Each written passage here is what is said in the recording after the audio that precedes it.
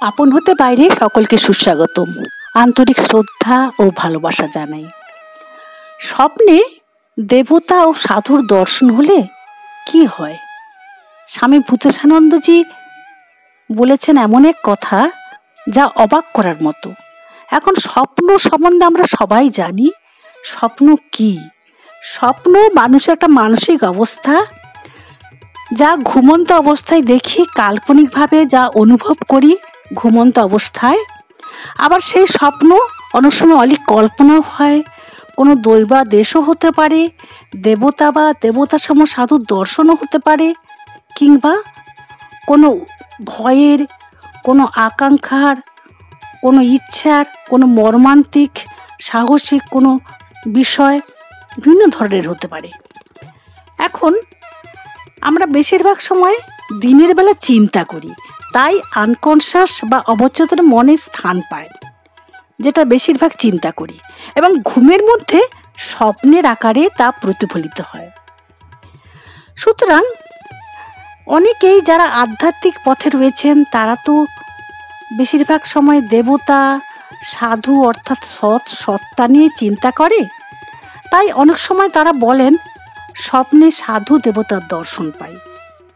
এ সম্বন্ধে স্বামী ভূতেশানন্দজিকে এক ভক্ত প্রশ্ন করেছিলেন যে স্বপ্নে দেবতা ও সাধুর দর্শন হলে কি হয়। তিনি কি বলেছিলেন? প্রিয় বন্ধুরা, ভিডিওটি ভালো লাগলে লাইক, শেয়ার, কমেন্ট করবেন। যারা নতুন এই ভিডিও দেখছেন তারা সাবস্ক্রাইব করে পাশে থাকবেন। এবার সেই স্বামী ভূতেশানন্দজি তিনি কি বললেন? স্বপ্নে যদি কারো ঈশ্বর, দেবতা, গুরু, সাধুর দর্শন হয়, তাদের সংস্কার হলো উচ্চ স্তরের। সেই সংস্কার আমাদের বুদ্ধিকে নিয়ন্ত্রণ করে। স্বপ্ন সত্য কিনা তা বলা যায় না, কিন্তু ফলটা সত্যি হতে পারে। যেমন বাঘের স্বপ্ন দেখলে আমাদের যা অনুভব হয়, বাঘের স্বপ্ন দেখলে আমাদের কি হয়? বুকটা ভয়ে দূর দূর করে, স্বপ্নেও করে, আবার ঘুম ভেঙে গেল অনেক সময় আমরা ভয়ে দূর দূর করে বুক। আবার ভালো স্বপ্ন দেখলে তখন খুব আনন্দ হয়, খুব ভালো লাগার একটা ব্যাপার থাকে। ঠাকুর বলেছেন স্বপ্নের দেব দর্শন, সাধু দর্শন এগুলি শুভ মঙ্গলদায়ক এবং কল্যাণকর, কারণ শুভ সংস্কারের একটা মূল্য আছে যা পরে কাজে লাগে। যেমন আরসিতে আমরা নিজের ছবি দেখি, তেমন স্পষ্ট অনুভূতি হয়, বুদ্ধিতেও সেরূপ হয়। কাজেই স্বপ্নে যে দর্শন হয় সেটি যে চরম দর্শন তা নয়। আসলে আমাদের একটা ধারণা করতে হয় ভগবান এইরকম, তার মধ্যে সমস্ত শুভ সংস্কার রয়েছে, এই শুভ সংস্কারই তার স্বরূপের প্রকাশ।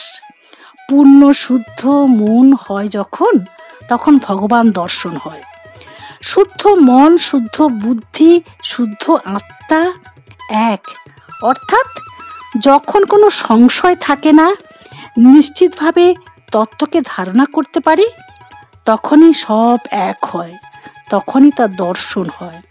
ঠাকুর সুন্দর উপমা দিয়েছেন। আরশোলা পোকা কুমড়ো পোকাকে ভাবতে ভাবতে সে তাই হয়ে যায়। অর্থাৎ ঠাকুর বলতে চেয়েছেন যে যা চিন্তা করে তার সত্তা পায়। অর্থাৎ আমরা যদি সারাদিন যা চিন্তা করব, সবসময় যা চিন্তা করব, বেশিরভাগ সেই সত্যই আমরা পেয়ে যাব। তাই যে ভগবানের চিন্তা করে, সৎ সঙ্গ চিন্তা করে, সৎ চিন্তা করে, তার সত্তা পায়। আরশোলা পোকা যেমন কুমড়ো পোকার চিন্তা করে করে কুমড়ো পোকা হয়ে যায়, তেমনি কত সুন্দর ব্যাখ্যা করলেন স্বামী ভূতেশানন্দজি মহারাজ। সংস্কার, শুভ সংস্কার থাকলেই সুতরাং দেবতাকে, সাধুকে আমরা স্বপ্নে দর্শন পাব। তাহলে কিভাবে আমরা শুভ সংস্কার গঠন হবে? ধীরে ধীরে তাঁদের, অর্থাৎ দেবতা, ঈশ্বর, আধ্যাত্মিক সম্পন্ন মানুষ বা গুরুর কথা আমাদের ভাবতে হবে। সেই ভাবনাই আমাদের নিয়ে যাবে, তার সত্তাকে আমরা পাব। সেই শুভ সংস্কার যখন গাঢ় হবে, দৃঢ় হবে, চিন্তা যখন গভীর হবে, তখনই তার স্বপ্নের দর্শন পাব এবং স্বপ্ন দেখতে দেখতে আমরা একদিন বাস্তবেও তা পরিণত হবে। ধীরে ধীরে ক্রমশ বাস্তবায়িত হবে। তার দর্শন পেয়ে মানুষ সুন্দর হবে, ধন্য হবে।